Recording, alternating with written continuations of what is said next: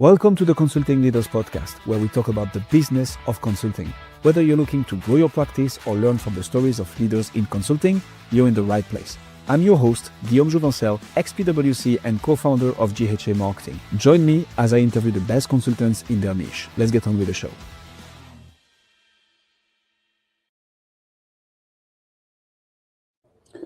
Krystal, welcome to Consulting Leaders. Happy to have you. Thank you. I'm happy to be here. Let's jump straight into it. So, Sure.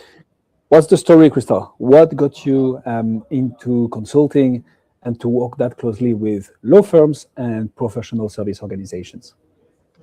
Well, I started my career early on in the legal industry as an assistant. The firm that I was working for at the time was going through some transitions and needed just some operational support. And so I started working with the managing partner on creating dashboards and measuring KPIs and how do we know that our people are doing well? How do we know that we're servicing our clients? And so from there, we started consulting with some colleagues across the nation. They opened a consulting firm. I started consulting with plaintiff personal injury law firms, and then expanded into other practice areas later on in my career. Now RJH works with several different practice areas and several different firms across the country. I love this. So all this leading to what? What is the problem that you solve for now? What is it that you help people achieve? Sure. So most law firm owners or attorneys went to law school. They went to law school to practice law. They know how to win a case. They know how to get a settlement. They know what to do from a legal strategy standpoint. Where they're lacking is they don't have the business knowledge to be able to run the firm like a true business, right? Sometimes they'll have a firm administrator or a COO that comes in, but they still are missing the mark on what it is that makes their firm successful. And success is determined, very differently by every individual. So, what I do is I work with them on what their version of success is and actually running their law firm like a true business, just like any other business would. So law firms and professional services organizations, who is it that you need to talk to get potentially a conversation going? Who's the decision maker for you? Usually it is the law firm owner or the firm administrator, the COO, someone who is really deep into the operations that understands that they could be making more revenue, or they have, a people problem or a process problem. And so they reach out for those issues. It's so funny. We are working with one gentleman who I was surprised by it in the first place. Like the people actually making the decisions in law firms, as of a certain level, right, are the admins, the ones who are basically managing the day-to-day of the CEO, founder, managing partner, whatever that is. But like those big decision makers or owners are in the weeds of actually doing the work and helping their team and like delivering. The admin is the one running everything in the background. Mm-hmm. That's interesting because in your case, the person having the pain point, I suspect, is not the same person as the one you need to get into the room with. Am I correct? Sometimes it is, sometimes it isn't. It really depends on the size of the firm and how involved that owner is. You could have a small to a mid-size, or you can be a solo practitioner and be working on the business, the operational part of it. And then some firms have that firm administrator, the person who is in the operational part that just needs some help getting to that next level. Yeah, that would make sense. To get a bit into the nitty-gritty of this, Krystal, so you have basically two different targets, right? Law firms, professional services firms, and then you have the managing partners, the CEOs, the founders, and all the admin. So what has worked for you marketing-wise to get the attention of those different people? Because you're probably not going to address a CEO, founder, managing partner the same way you would address an admin person, right? Not saying that there is one better or worse. It's just like two different types of people, personalities. So I'm dragging a bit this question. What has worked for you to get the attention of the right people to start a conversation with them? So being in the right rooms, and we get most of our business from referrals. I do a little bit of, marketing, PPC, things like that, just for exposure and branding. But for the most part, it is getting in the right rooms, knowing the right people, and being introduced to other law firms who need our services. I think we're unique in the consulting industry as we roll up our sleeves and we actually become a part of the team. A lot of our clients have been with us for several years. I know their team members, I know their kids' names, right? And so we really become an integral part of that growth phase for them. I guess you know what my next question is going to be.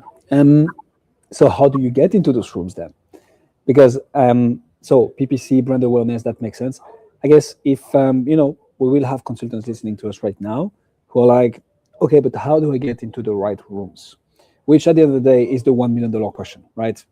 Consulting is about having conversations with the right people, all while showcasing authority and building trust. But so the crux is getting into those rooms. So what are those rooms for you, and how do you do that? Without revealing the secret sauce, obviously, but how do you like to think about, okay, I need to get into those rooms to talk to the right people? Sure. So to get into the right rooms, we pick a couple different conferences each year that we go to. We also we do podcasts, we do speaking engagements. We ask our current clients for referrals because the attorneys, it's a very close knit group. So someone in Washington may have a friend in Florida that can refer over to us because they need the same services, right? So I think getting into the rooms of the people that are the law firm owners, the managing partners, those associations and conferences are key to growing your business, especially in the consulting world. That makes a lot of sense.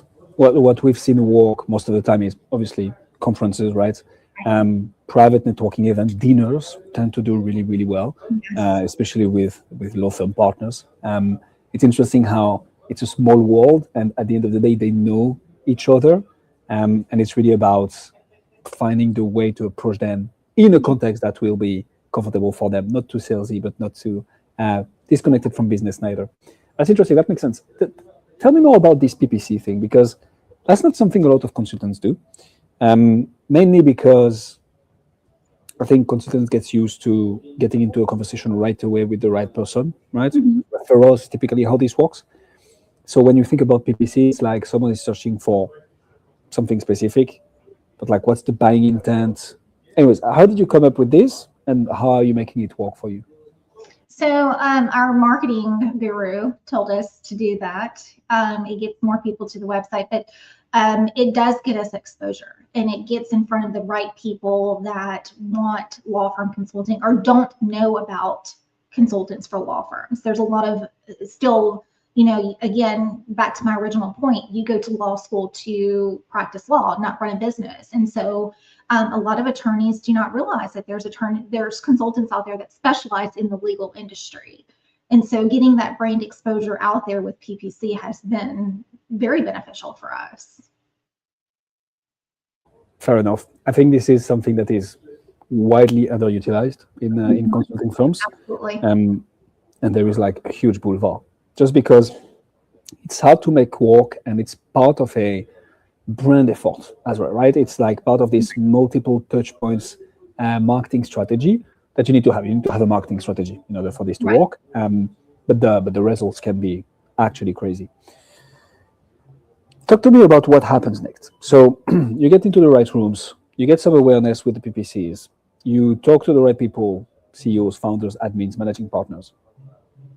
How do you go from that first touch point to a conversation, a sales conversation, an SOW, a letter of engagement? We rock and roll. What does sales motion look like for you? Sure.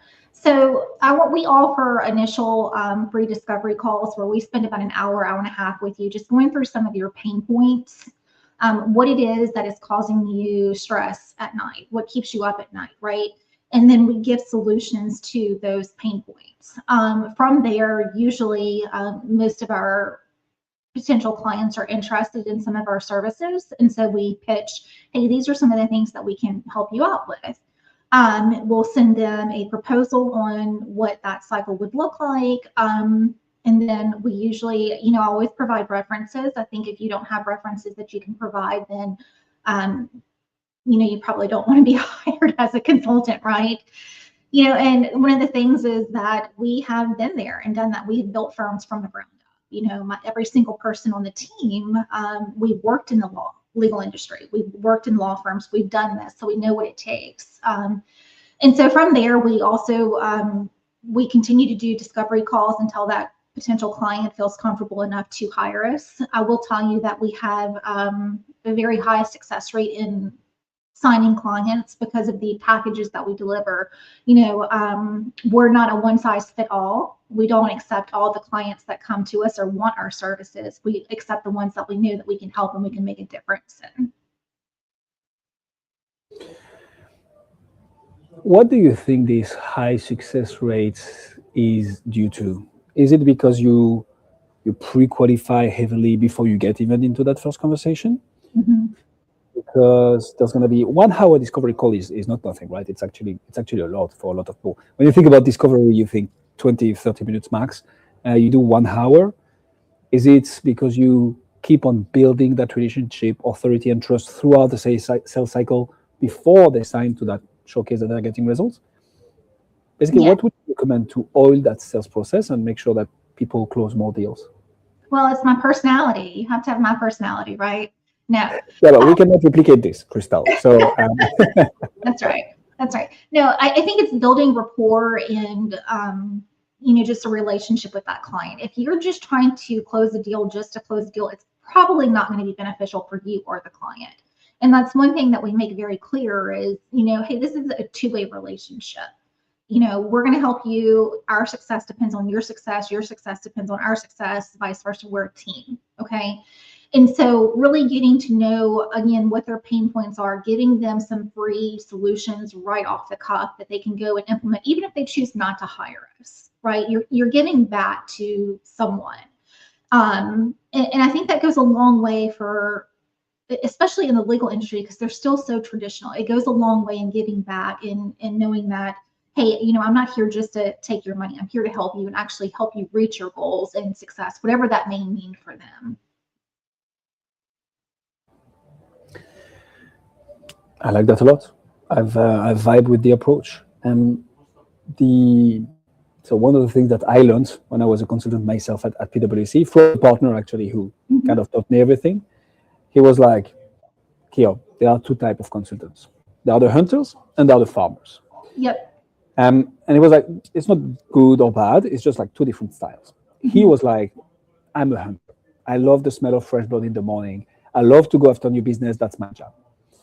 And he was like, but the partners making the most money, the ones bringing the most deals, are the farmers, the ones who are able to take that initial engagement, over-deliver, and transform it into a multiple-year, multiple layers project involving other teams from the firm.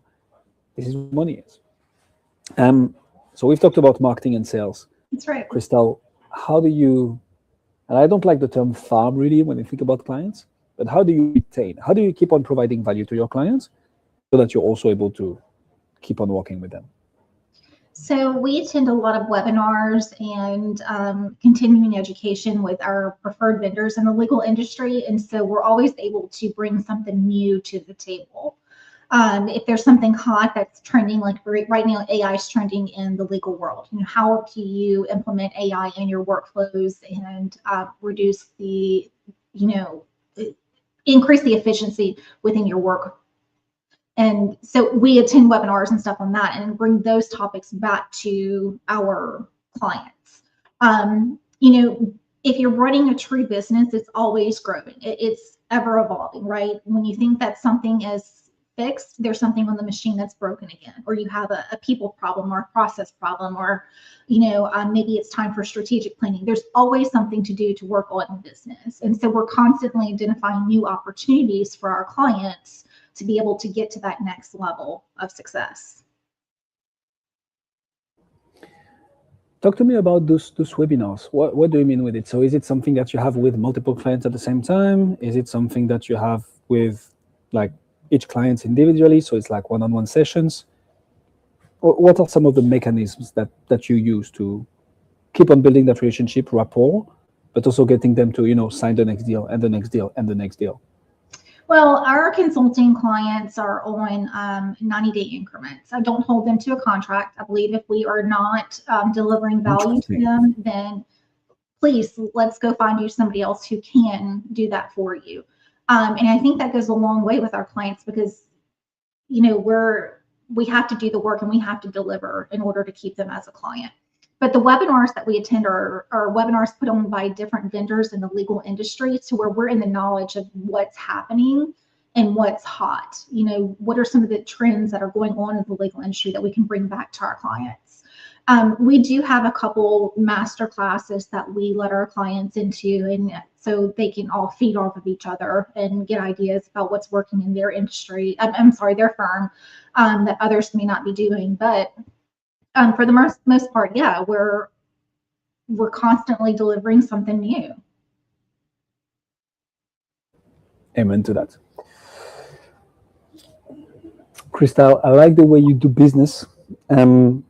Lots of good things marketing wise. I like the sales process. Retention makes sense. Let me throw a little bit of a curveball question at you, if you don't I'm mind. ready. Um, what's what's your number one challenge right now? What's one nut that you need to crack, and that once you crack, you're gonna take the whole thing to the next level? What would that be for you? I think that would be finding quality consultants that have the same core values that the rest of the team does, delivering the same quality service that our top consultants deliver. Not everybody has the same work ethic. Not everybody has the same experience. And really being able to understand, it's kind of like therapy, right? You're going to a therapist and you're saying, hey, these are all my problems here. And you really need somebody on the other end as a consultant to understand what those problems are, dissect them, and say, hey, these are priority because these are going to gain you the most yardage and move your firm forward. That is a very unique skill set for someone to have. And so I think and this is probably for any organization, they would probably say the same thing, finding a talent that can deliver that same level of service and understanding of the legal industry. So, and it's not to put you on the spot here. It's more because that's a very common challenge, right? To also give credit where credit is due. Right. It feels like you've solved acquisition, right? Mm-hmm. For all consulting practices, the next thing to solve is talent. Like it's literally service based. We are not selling cars. That's another thing that my partner used to say. It's literally we are selling people's time. Right. The better the people you can find, the more expensive you can sell their time, and also the faster the growth. So that's not something we've talked a lot about on the podcast, actually. So I'm interested to get your take on this. How are you thinking about recruiting those talents? So in my way of thinking, there would be identifying those talents or attracting them, Mm-hmm. filtering for the right ones, right? Hiring process and so on, but then training and retention. Mm-hmm. And so how are you thinking about those in your process? So in our process, it's usually someone who has been a firm administrator or a COO, maybe they're an attorney, and they have worked on the legal ops side of things. Okay, they already have the experience and the knowledge to do that. Where the gap lies is the core values. Sometimes whenever you're in the day-to-day of running a business, you do get burned out. And so coming into the consulting side, and it's like dealing with people's problems all day long, right? It's not a bad thing. It just takes a certain person to be able to do that. And so finding that person that's not burnout, that's willing to help other people, that defines their success and other people's success, that's a value that is hard to find in people. You can have all the experience in the world, but if you're not willing to deliver the same value of service, then you're probably not going to make it as a consultant very long. And that's not in my firm. I think that's in any consulting industry.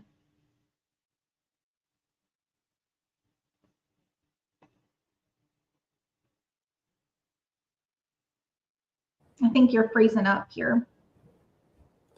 Okay, you're good. Okay, we're back. That's the happiness of being live. That's right. You see, guys, this is authentic and true. These are not AI agents. Like, we wouldn't let that happen.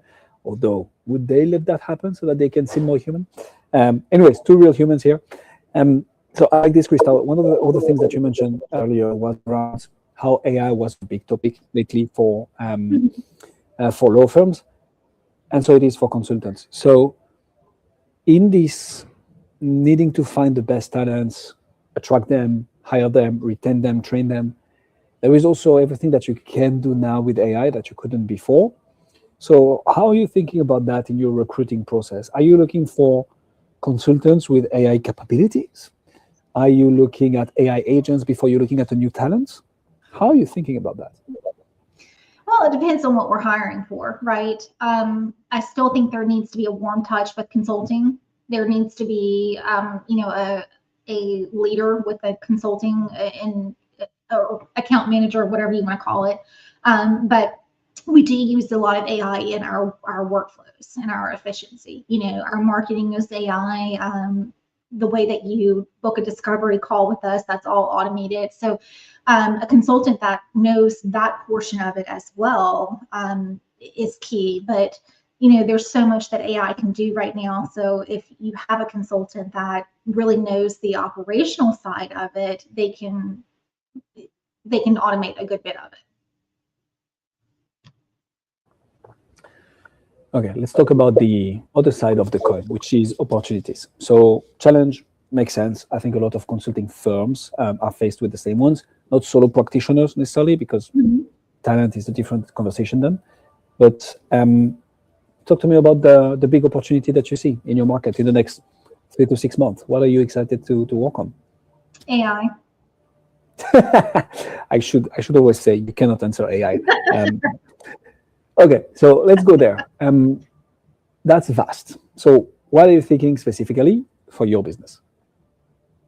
For my business, I think the answer would be the same, AI. How do we implement AI to still service our clients, still have that human touch to it, but being more efficient in the way that we do things? Delivering that service in a way that is not a one-size-fits-all, but it's still efficient for us. I think that would be it.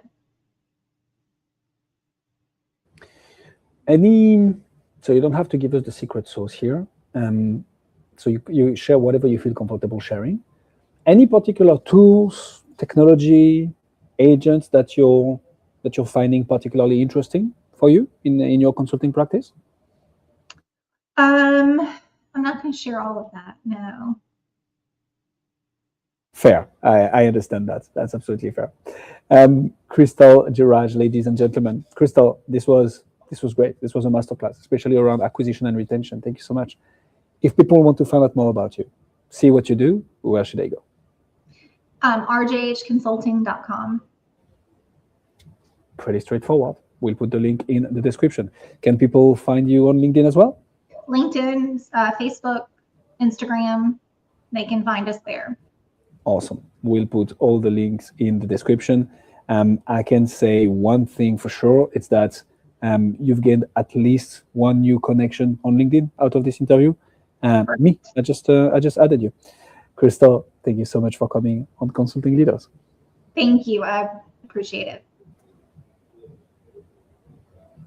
Thanks for joining us on this episode of the Consulting Leaders Podcast. We hope you learned valuable lessons on how to grow your practice and take your business to the next level. Make sure to subscribe and leave us a review wherever you're listening to this show so you never miss an episode. To apply and be a guest on the show, click the link in the description. See you next time. Okay.